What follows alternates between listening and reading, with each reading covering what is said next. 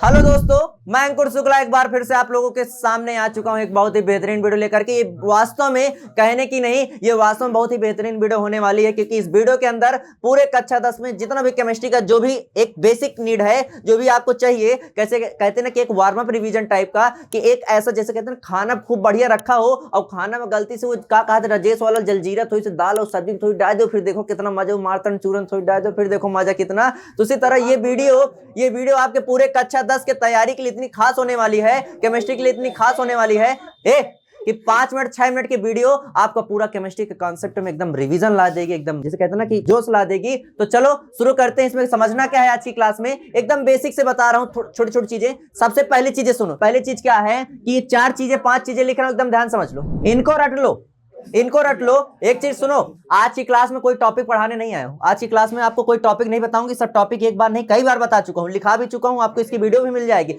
लेकिन आज की क्लास में खाली एक रिवीजन टाइप का कि ये वास्तव में आपने पढ़ा है कि नहीं पढ़ा। इसको क्या बोलते थे?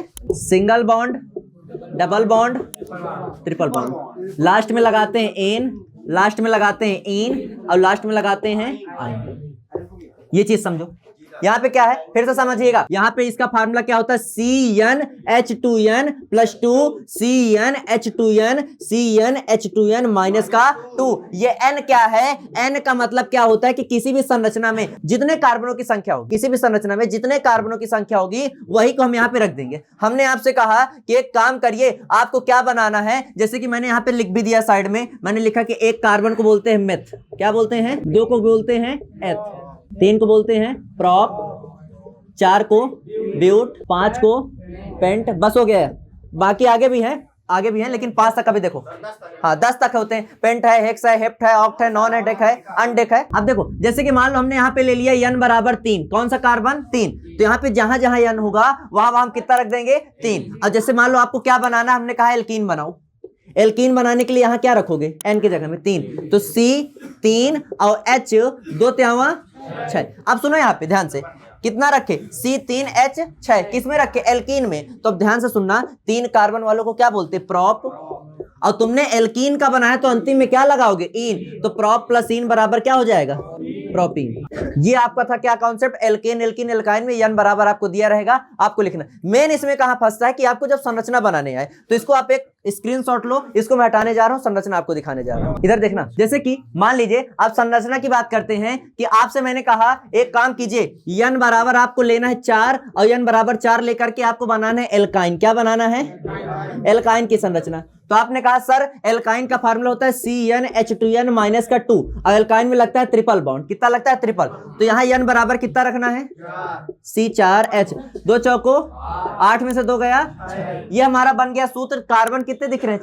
4 कार्बन बनाओ। अब सुनो, एल्काइन में आपको कहीं पे भी एक जगह, हर जगह नहीं, एक जगह आपको ट्रिपल बॉन्ड लगाना है। यहां लगाओ चाहे यहां लगाओ, यहां लगाओ चाहे जहां। अब बाहर ना लगा देना। हमने कहा यहां बीच में यहां कर देते ट्रिपल बॉन्ड। एक जगह ट्रिपल बॉन्ड, बाकी सब जगह क्या लगाना है? सिंगल। अब बताओ ये कार्बन है, कार्बन की संयोजकता कितनी? 4। एक मिला है, इसको कितने और चाहिए? 3। 1 हाइड्रोजन, 2 हाइड्रोजन, 3 हाइड्रोजन। इसके पास पहुंचे, 3 इधर पाया, 1 इधर, इसको नहीं चाहिए।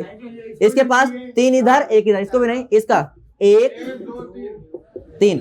सुनो यहां से, 1 2 3 4 4, 1 2 3 4 5 6।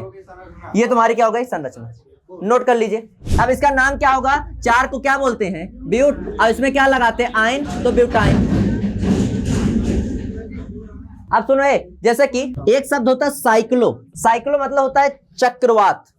साइक्लोन मतलब क्या होता है? चक्रवात। पढ़े नहीं पढ़े? चक्रवात मैं पढ़ा रहा हूं।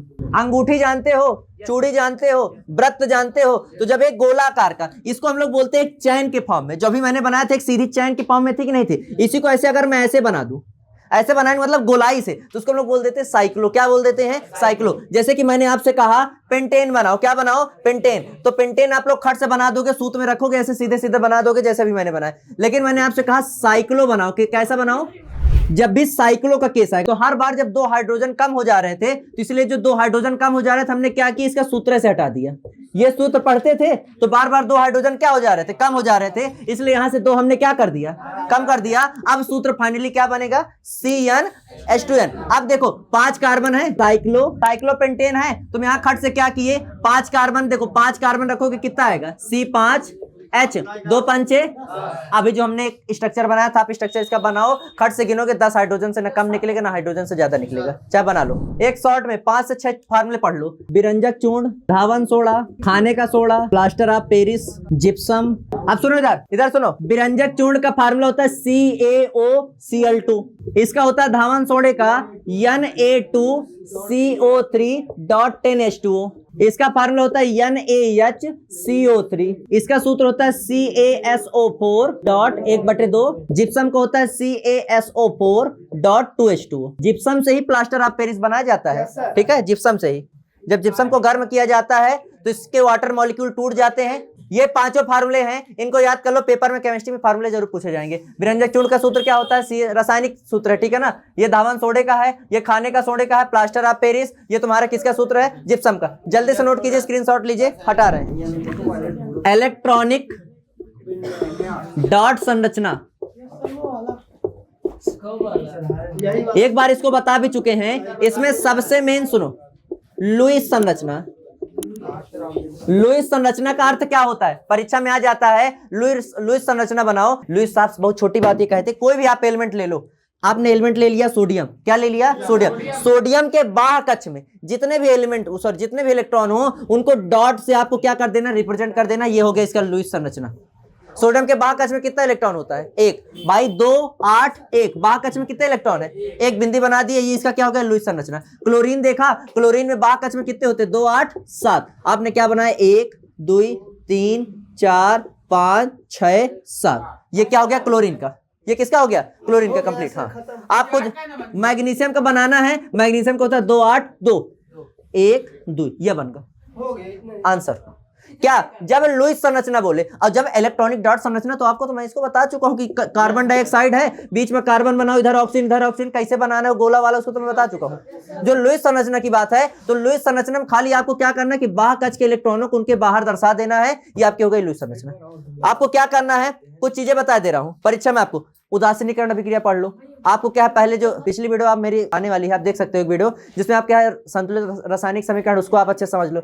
उसके बाद आप ये सारे फार्मूले जो भी मैंने आपको प्लास्टर ऑफ पेरिस वगैरह के लिखवा, ये पढ़ लो। एल्कीन एल्काइन एल्काइन पढ़ लो, सारी चीजें, ठीक है ना। अम्ल और क्षार पढ़ लो। धातु अधातु परिभाषा पढ़ लो। धातु के भौतिक गुण पढ़ लो, ठीक है ना। चारों अभिक्रिया पढ़ लो, संयोजन, वियोजन, विस्थापन, द्विविस्थापन, ठीक है ना। उसके बाद आप रेडॉक्स अभिक्रिया थोड़ा बहुत पढ़ लो। उसके बाद जब आप और आगे जाओगे तो कार्बन वाले में पढ़ लो, कार्बन के सर्वतोमुखी प्रकृति, जिसमें आप श्रृंखलन वाला पढ़ते हो। श्रृंखलन मतलब कार्बन लंबी चेन बनाता है। चतुस्संयोजकता पढ़ते हो, ये पढ़ लीजिए। इसके साथ साथ आप पढ़ लो पीएच मान क्या होता है, ठीक है ना। जो मेन चीजें बता दे रहा हूँ। सूचक क्या होता है, ये पढ़ लो, ठीक है ना। सूचक के बाद पीएच मान पढ़ लिए, पीएच मान के बाद सूत्र पढ़ लिए, लिटमस पेपर वगैरह सारी चीजें जान लो। तीसरे चैप्टर में जब आप धातु के भौतिक गुण पढ़ लेना, तो उसमें थोड़ा बहुत ये चीजें देख लेना कि जैसे धातु है तो जैसे आघात वर्धनीयता है, तन्यता है, इन सबको परिभाषा सहित पढ़ लो। आघात वर्धनीयता मतलब पीटने से चादर के रूप में परिवर्तित हो जाना। सारी चीजें बताया हूं, सबकी वीडियो पड़ी है। मेरे चैनल पे विजिट तो करो, आपको सारी चीजें मिल जाएगी, ठीक है ना। यहाँ पे भी आप लोग को सबकी नोट्स बनवा, मतलब केमिस्ट्री इतनी आसान है कि आप लोग केमिस्ट्री का जो 70 नंबर का पेपर है, लगभग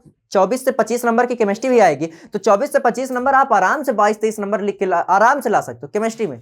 केमिस्ट्री में तो कुछ है ही नहीं भाई। थोड़ा बहुत मैटर आप लोग का मान लो फंसेगा बायो फिजिक्स में, लेकिन केमिस्ट्री की मैं गारंटी देता हूँ केमिस्ट्री तो फंस भी नहीं सकते हो। रही बात बायो फिजिक्स की, जब मैं पढ़ा रहा हूँ तो उसमें भी बिल्कुल नहीं फंसोगे, ठीक है ना। तो एकदम अच्छे से पढ़िए। आज एकदम नॉर्मल से आने का बस यही वो था कि आपको केमिस्ट्री के लिए थोड़ा सा प्रेरित करना, कि केमिस्ट्री के लिए बिल्कुल मत परेशान हो यार। केमिस्ट्री पूरी कंप्लीट रखी है आपकी।